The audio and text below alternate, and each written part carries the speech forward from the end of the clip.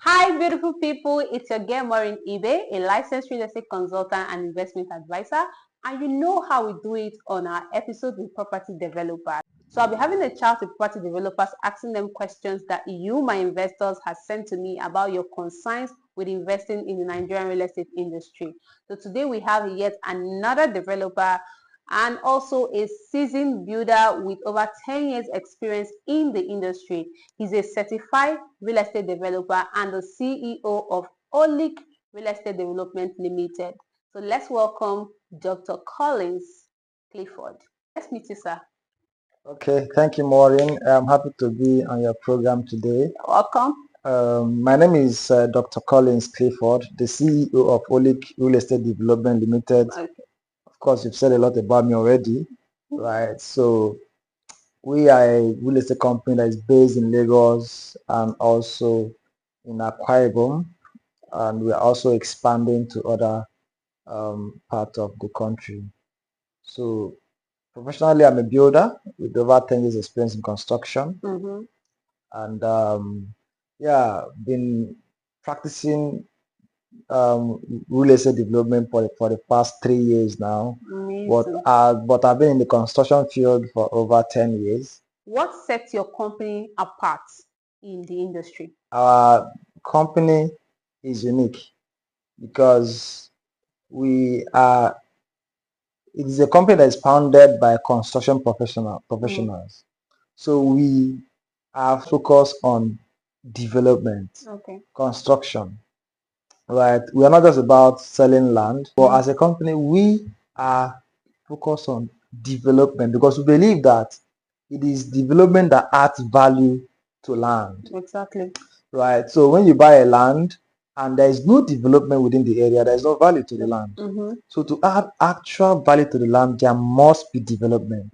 For example, we have a package that allows our clients to pay money to an escrow account, and the bank holds the money while we source funds on our own to build or complete a project. I mean, the part that you said that clients can actually put their money in an escrow account, that what you said? Yeah, of course. So they will not release, the bank will not release the money until you have at least gone, let's say, to a certain level in the project. So how many percent? Of course. So let's say, for example, if you buy an off plan from us and you make a deposit of 30% with the bank, for example. Okay. So the bank will hold it until if you are, let's say you are building a bungalow for you, you have to finish everything, do the roofing, do the plastering, almost at 70% completion before we get your 30%. Oh, that's right. So once we get your 30%, we'll deliver the house 100% before we get the remaining 70%. At least clients are sure that my project must be delivered before you collect your money. So you must deliver the project now. If you don't want your money now, the bank will hold on to the money. Exactly. So this is actually a good one. Thank you for that. So now let's go over to the second question. Can you tell us some of the success stories and notable projects your company has completed in recent years? Yes, like I mentioned earlier, we are just about 3 years, and we started with our first project in Ekpe, Lagos State, the Golden Palace in Ekpe. Okay. And this is a project that we sold for less than 4 million naira. Some bought for 2.5 million, some bought for 3 million, and all that. But because of our commitment to development, we have been able to build, houses and deliver those houses in the estate. Okay. Do complete the perimeter fencing, bring in proper development, in the estate. And right now, our clients have bought those properties at about 3.5 million, and we have added so much value to that estate that now plots are going for 25 million. Wow. That add value to our project, making it possible for clients to see very high return on investment within a short time. And in Akwa Ibom, for our second project in Akwa Ibom State, which we also started about a year and a half ago. Right now, we have almost completed, our 3-bedroom bungalow on the estate. We are also walking the road and doing the drainage. Okay. Right, and because of that, we have added value to the environment, to the estate. So plots are now selling. Plots that we sold for about 2.5 million. The one we started is now going for 8 million naira.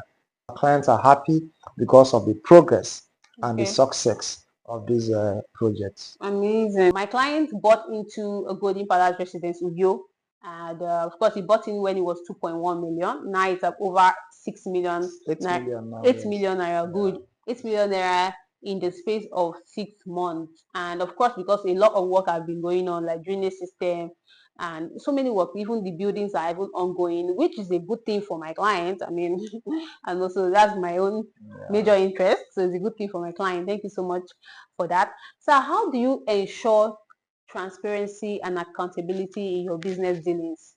Yeah, when it comes to transparency, one of the things that we make sure we do is that land can be very tricky. Many people, it is very easy to scam people Mm, using landed properties, especially Nigerians who are abroad. mm, So one thing we do is that all our estate, we have our coordinates. You can actually check the location of our estate and confirm it from anywhere you are in the world, okay. right? So you can know exactly where the land is, because we will not tell you this is the estate here, and then when you now come for allocation, we'll now take you to another place. If we tell you this is where your land is, that is where it is, right? That's one. Then secondly, once you make your full payment, you get your allocation. You get your land allocated to you after making your full payment, and you get all your document complete. So we transferred the ownership to you 100%. And also, the most important thing is when it comes to getting necessary documentation and approvals Mm, before we start development, right? So all our estate have building approvals from the government. One thing we understand is that we are the biggest investors, and then second to the our clients. We invest first, and then our clients to come and invest. As investors that we are, because developers are also investors, we don't mm-hmm. want to lose. We are very, we don't want to lose our money, our investment. Exactly. At the same time, we don't want our own clients to lose their money. Mm-hmm. The clients are the most important people for us, right? So we make sure that everything is right. Because if there's any issue, we will lose, and our clients will also No, lose. no, exactly. So if we are building for you, for example, if you are buying our upland houses, we will show you. Let's say you make a deposit, we will show you your house. Mm, If we've not started building it, we're going to show you this is your plot, this is the location of the house. As we are building it from foundation, we are sending you videos, okay. updates, you are seeing it. Okay. Do you understand? You can choose your unit, and all the money you are paying us will be going to your unit. We will Mm, not divert the funds to another project. Once you are paying for a mm, particular project, the money is going there. okay. So we try as much as possible to make sure that all our processes are transparent, right? And Mm, we deliver on time, making sure that you see all the stages, nothing okay. is hidden, Okay. just to make sure that our clients will have that confidence that we are giving them quality and, of course, timely delivery. Of course, like you said, developers are also investors. As a property developer and a construction expert with over 10 years experience, what are some of the important factors that you put into consideration when picking out a property for development? That's a very interesting question, Mm, because this question is very important, mm, because one of some of the most of the problems we have today is because of the fact that people buy land without doing the right thing, mm-hmm, right? So for us as a company, this is the first thing we do before we pay, before we buy, is mm, we get the survey plan, we survey the land, we get mm, the survey of the land and the coordinates. okay. Then we go to the office of the surveyor general of that state, and we confirm if the land belongs to the government, Mm, right? It's a very simple term, if the land belongs to the government. So once we confirm that the land is not government land, it's okay. free from government acquisition, there's a next step. We now go to the Ministry of Fiscal Planning Mm, to check if, because since we are developing a residential estate, we need to make sure that that area has been zoned for residential. mm, Right, so we go there to confirm from the Ministry of Fiscal Planning if the area, if the estate, if the land is located in a residential zone, okay. because we don't want to buy agric and build residential estate on it. That's Mm, a problem, yes. right? So we confirm that Mm, first. mm, So we are done with that, we also make sure that there are no future road expansions coming there. mm-hmm, There are no drainage coming there. mm, It's free from waterways and all those things. We check all those things in okay. the Ministry of Fiscal Planning. After completing those checks, Then we now go back to the owners of the land. And then our legal team will confirm that the documents they are presenting to us are not fake, to verify that they are the real owners of that property. Once those things are done, and then we also verify the title. If the property has a title, we verify the title. Okay. Right. If it does not have a title, it means when we buy it, we will have to go and register and get a title. Right. So those are the things that we do. So once we make the purchase, we get the property. Let's say, for example, a property without a title, but it's free from government acquisition. It is located in a residential zone. We purchase the land. We get a proper transfer of ownership from the owners, and then we take the document to the Ministry of Lands and register it. And then start processing to perfect our title to get our CFO. Right. But before we go to that process, we make sure that the land is in an approved residential zone. And then if it is a titled property, once we get it, we still have to go back to the Ministry of Land to do what? To register the transaction and get and perfect the title by having a proper, for Lagos, you get a governor's consent, and for some areas you just go, they do a transfer of title to just to make sure that we have our documents, all our titles perfected. So let me just highlight it again before you buy land, just for the viewers, right? Just let everyone know, if you want to buy a land anywhere in Nigeria, the first thing you do is to confirm if the land is free from government acquisition, if it's not a government, if it is a government land or not. So you have to take the survey of that land to the office of the Surveyor General of that state to confirm these things. You get a registered surveyor to do it for you. So once it's confirmed, it's not done. You have to go back to fiscal planning to find out if the land you are buying is agriculture, residential, or commercial, or even a burial ground that you are buying. It's very important. Once you check all these things, and then you now go to confirm if the seller is the real owner. Right. So you don't just buy land. You don't even pay until you get all these things done. It's very important. Very important. Thank you so much, sir. Very important question, sir, which is like the last. Okay. Now, what is your stance on the current demolition happening in Lagos? We see houses being demolished, left, right, center. People are losing their home. People are dying. This is something that's giving investors concern. They don't want to buy a house, and tomorrow Lagos State government will now come and demolish their house. So how do you think this is going to affect the real estate in Lagos, and what's your stand on this? And that's a very serious question, because, and also a very tricky one. So for me, I believe that demolition should not even happen at the first place. It is expensive. It costs the government to demolish. It also costs the owner of the building more. His investment is going.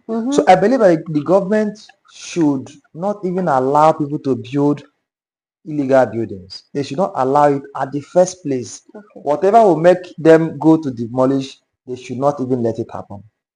So I believe that proper planning should be done in cities, and also proper educational work to people. Educational work, of course, they have to do proper educational work to people to know that before you build, you need to get your approval.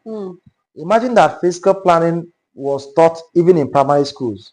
So even as you're going, you know that you have to know that there's what we call fiscal planning. You don't just go and start building. Work on making sure that the cities are properly planned and properly zoned, and they put regulatory bodies that will not even allow anybody to build in places that should not, that the house should not be at the first place. Waterways, there should be bodies that protect these waterways, stopping people from building there. Road expansion should be spelled out. Right of way should be completely spelled out, completely marked out. Even though the road is coming in the next 20 years, 30 years, let those right of ways be marked out so that people will not encroach them. Just to avoid the loss for both the government and also the investors. But now it has happened. Demolition are happening. People are losing their properties. Of course, it is affecting the real estate market. Investors are losing confidence, right? Now, what do we do? What should the government do? For me, I think the government should compensate people. The ones that are built illegally, please, let's get them compensated and encourage them, because it is not easy to gather all those money and build, and then you lose your investment. Some people they build with their life savings, right? So I think the government should do more compensation. to the ones that have actually encroached that have built illegal structures, compensate them, and then work on making sure that people will not encroach into, right of ways, into waterways, and all those things. It's very important because, like I said, it's not good for both sides. It It's costs to not. demolish, it costs to build. I want to encourage people to do the right thing, seek professional help if you want to build, right? And then I believe that planning planning should be taught in start from at least the new in secondary schools should be part of, The we need to curriculum. learn that there is what we call plan. People don't know planning. People don't know what we call planning. They just start building. So if we know from, elementary level that there's what we call planning, and there's a governing body in charge of planning, so that you don't just go and start doing things without consulting that body, to build investors confidence, to, give people hope. I want to plead with the government to please pay people that have lost their houses to demolitions. If the structure was there already, you will not be able to build to have an illegal building. But you go to Dubai and build illegal building, it will not work. It's not possible. Go to UK and build illegally. You cannot even build illegally in the UK, most of these cities. So if there's a proper plan, there will not be illegal building. So it is not just the fault of the builders, it's also the fault of the government. Yes, for not putting these right structures that will prevent people from wasting their money. The government should be there to protect us. For Exactly. example, we have SEC. We have Mm. some of these body that protect people from wasting their money into fraudulent investments, right? Banks also protect their customers from, you know, tell them don't do this, don't do that to avoid losing your money or falling, to fraudsters, right? So the government should protect us. Say, don't come here to build to avoid losing your money by making it clear, telling us where they want to work on, where they want to do road, where they want to do drainage, so that people will not go there and build. Let those things be very, very clear to people. I know how much it costs to construct. So imagine going through all those processes, and then you find out that you did the wrong thing and your house is down. Right? It Everything. is sad. You may not get everything back, we know, But at but least please a let, little bit. let them give them something that can have hope, and then they'll learn their lesson. Even if it means giving them that compensation as loan, maybe give them for like 50 years loan, but they must pay back. Please, let's get money for these people so that they can at least get another house, Another house. and feel refreshed. I mean, you see that we'll have, there will be confidence again in the real estate industry, because a lot of investors are losing confidence. So, Yes. but when the government is there to protect our investment, Mm. then the confidence will do what will come up. Regulatory bodies should be more empowered. Okay. More manpower should be added to them so that they can make sure that people are aware. Do massive campaign Campaign and on, education. and education on, Mm. planning, having to adhere to government regulations when it comes Totally. to construction. It will reduce, illegal structures from coming up. That's That's great. it. Thank you so much, sir, for this. This episode has been really enlightening, and I've learned a lot. If you're going to invest, please, please, you need the right information. You need the right knowledge. That's why I started all of this, because I want us to hear from the developers themselves. These are the ones that are they are taking the heat from all of these things that are happening with the government. Get the right knowledge. You understand? Ask questions. Speak to professionals. That's the way. At least you don't make some very, heartbreaking mistakes. Thank you so much for watching this episode. And of course, you know what to do. Please like the video, comment, share, and also subscribe so that when we post a new video, you'll be the first to get notified. Please like our video to encourage me now so that more people can see this video. You don't want your brother, your friend, your nephew, your auntie, or your uncle to go and buy property tomorrow and enter Wahala B. So please share this video to them, subscribe so that they can also see this. Thank you so much for watching. I appreciate you, and bye. Bye. Thank you.